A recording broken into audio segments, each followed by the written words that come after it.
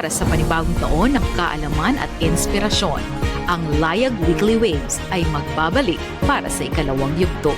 Sama-sama nating pagnilayan ang mga kwento ng tagumpay, hamon at pagbabago na nagbubuklod sa ating komunidad.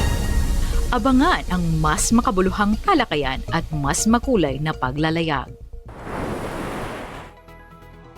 Magandang araw mga suking tagapanood. Muli, inihahandog ng DILG Local Governance Regional Resource Center 9 ang Layag Weekly Waves. Ang Layag Weekly Waves ay isang lingguhang recap ng mga balita, aktibidad at mga programang kagawaran na naglalayong magbigay ng mahalagang impormasyon at inspirasyon para sa ating mga pamayanan.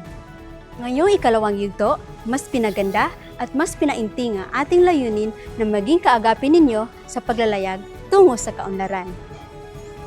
Ako po ang inyong lingkod, Anifa S. Masindil, Office Support Staff mula sa Finance and Administrative Division. Samahan niyo po ako sa ating recap ng mga kaganapan ngayong linggo. At para simulan ng ating paglalayag, narito ang recap ng mga aktibidad na isinagawa ng kagawaran sa nakaraang linggo.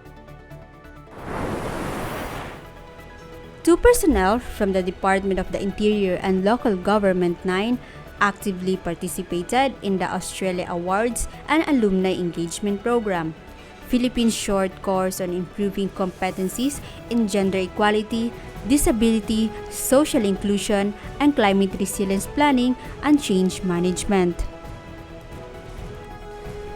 Personnel from the DILG IX successfully conducted a legwork activity at the local radio station on January 24, 2025 to discuss a proposed partnership for upcoming episodes of Layag sa Radyo. DILG IX Regional Director Paisalo Abutacil SESO3 lead the agency's FY 2026 budget proposal presentation before the RDC9 on January 28, 2025. DILG IX conducted an orientation on the issuance of the department authority to the local government units for the purchase of motor vehicles, ensuring compliance with existing guidelines and procurement policies. DILG IX LGRRC conducted deepening session on SGLG, disaster preparedness to address LGU's challenges, enhance compliance, and strengthen community resilience against disasters. DILG IX conduct EODV Focal Persons Conference to strengthen ease of doing business initiatives.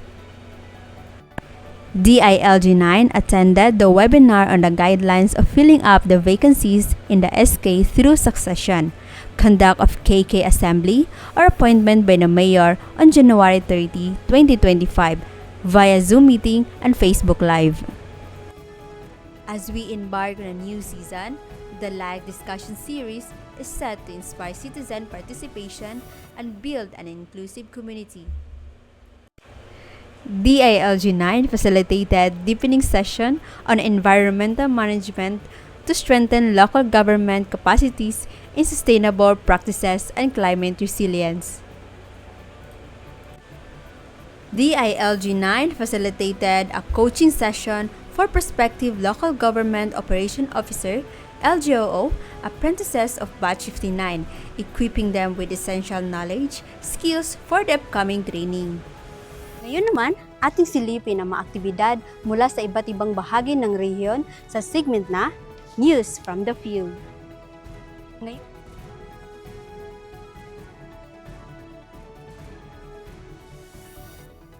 Good day and welcome to another DILG Sambuanga del Sur's Ganap sa Field. I am Engineer 𝗪𝗆𝗄 𝗪𝗃𝗪 giving you this week's highlights. On January 29, 2025, Provincial Kadiwa Focal Person attended the coordination meeting spearheaded by the Department of Agriculture Regional Field Office 9 with partner national government agencies, provincial, city, and municipal LGUs in the ongoing implementation of Kadiwa ng Pangulo. On January 30, 2025, the DILG Labangan Field Office, in collaboration with the Liga ng Mga Barangay Labangan Chapter, with the support from the Municipal Government of Labangan, proudly hosted the 2024 Barangay Congress with the theme,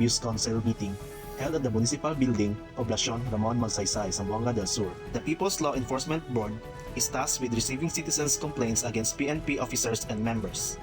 It ensures complaints are addressed or referred to the appropriate disciplinary authority within 3 days of filing, as outlined in Section 41 of RA 6975.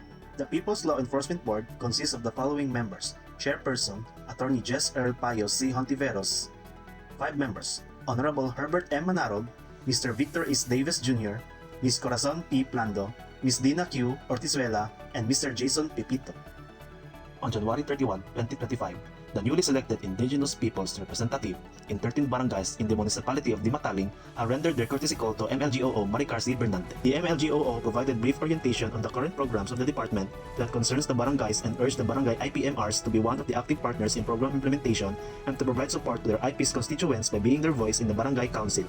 𝗟𝘆𝗴 𝗪𝗃𝗪𝗪 𝗪𝗏𝗪 facilitated the conduct of CFLGA data encoding and validation in DILG Ďimatalik Field Office. The activity was attended by all CFLGA Municipal Interagency Task Force members.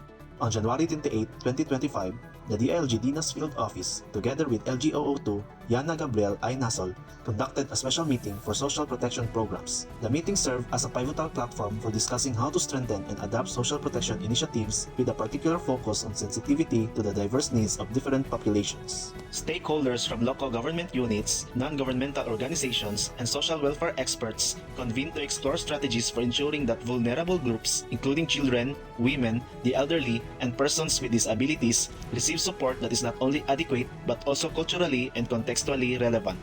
On the same day, the municipality of Dinas successfully conducted their 2024 Seal of Good Local Governance Exit and 2025 Entrance Conference. The event was also attended by the DILG Zamboanga del Sur personnel LGRRC Yana Gabriel Nasol and MLGOO Jehan Lorelai Rodrigo as resource person held on January 28, 2025 at Women's Training, Dinas, Zamboanga del Sur.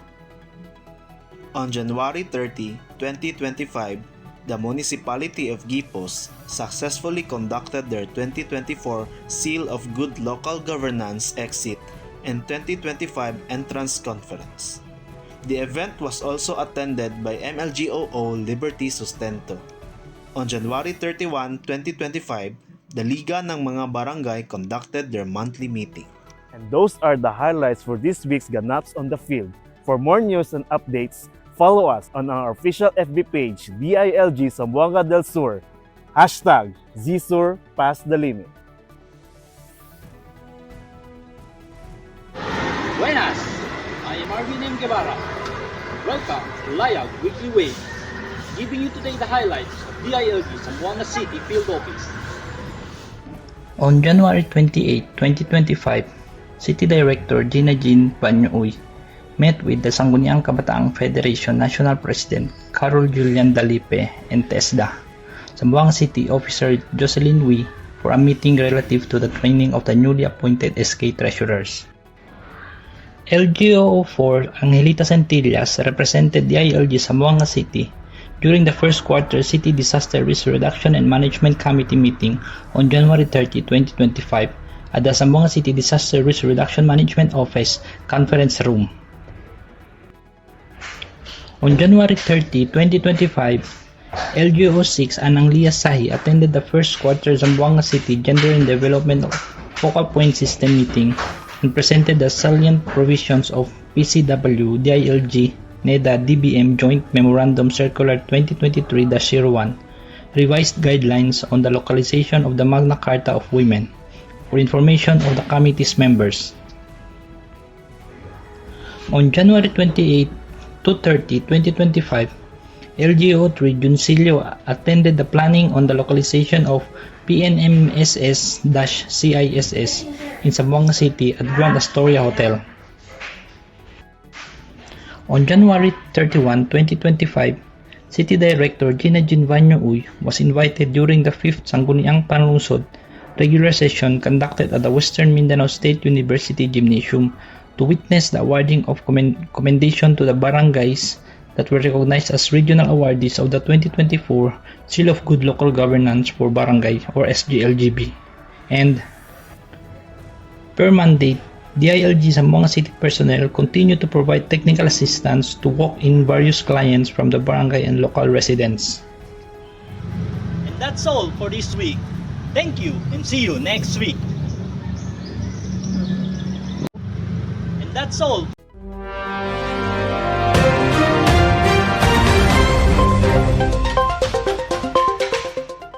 Hi, this is 𝗪𝗆𝗪𝗃𝗪𝗪 giving you the highlights for this week's Layag Waves all the way from Buluan Island, Zamboanga, Sibugay. On January 28, 2025, MLGOO Mijares attended the DHSUD Technical Conference on Devolved Functions for LGUs in Diplahan. The event focused on strengthening partnerships, aligning housing initiatives, and updating LGUs on government housing programs, including the PBBM Pambansang Pabay Program for Vulnerable Sectors. On January 30, 2025, MLGO Mijares and Engineer Jing Sagon represented the province in the deepening session on disaster preparedness for the SGLG at DILG IX, Pagadian City. MLGO Mijares served as the facilitator, guiding discussion aimed at assessing the strengths and weaknesses of of the 75 LGUs in disaster preparedness. On January 30, 2025, a special meeting was held at the DILG Municipal Office with Titay People's Council or TMC, President Engineer Elizar S. Ricaborda, Secretary Ms. Kim Ileza, and CSO Focal Person Ms. Annie Torres to discuss the 2025 lineup activities. On January 30, 2025, PDMU 9, Zamboanga Sibugay conducted a monitoring visit for the school building construction in Barangay Palinta and Concepcion, Cabasalan. Each barangay is set to receive a 2-classroom unit aimed at expanding learning spaces and improving the school environment. On January 31, 2025, the Municipal Anti-Drug Abuse Council or the MADAC of Diplahan held a consultative dialogue with the PNP and PDEA to discuss the Barangay Drug Clearing Program, drug-free workplace policies, and ADAC interventions for the 2025 roadmap. 𝗟𝘆𝗴 Mijares facilitated the dialogue, reinforcing MADAC's commitment to a drug-free Diplahan through proactive strategies and partnerships with law enforcement agencies. On January 31, 2025, PDMU 9 Zamboanga Sibugay met with MLGO Leah Tenedera and the Municipal Engineering Office to discuss IMELDA's LGU's project implementation compliance, addressing updates and concerns to ensure adherence to guidelines and timelines. Again, it's the January Figubar. Hashtag do it like Sibugay. See you guys next week.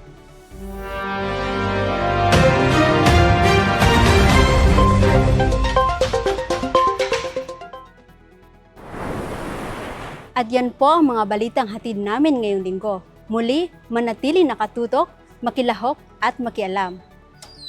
Samahan kami muli sa susunod na linggo para sa mga kwento at mga balitang mahalaga sa inyo. Ako po si Anifa Estimasindil na nag-iiwan ng paalala na magkaisa tayo sa paglalayag tungo sa maunlad na bukas. Samahan kami muli sa susunod na linggo para ito ang Layag Weekly Waves, ang inyong kaagapay sa kaalaman at pagbabago.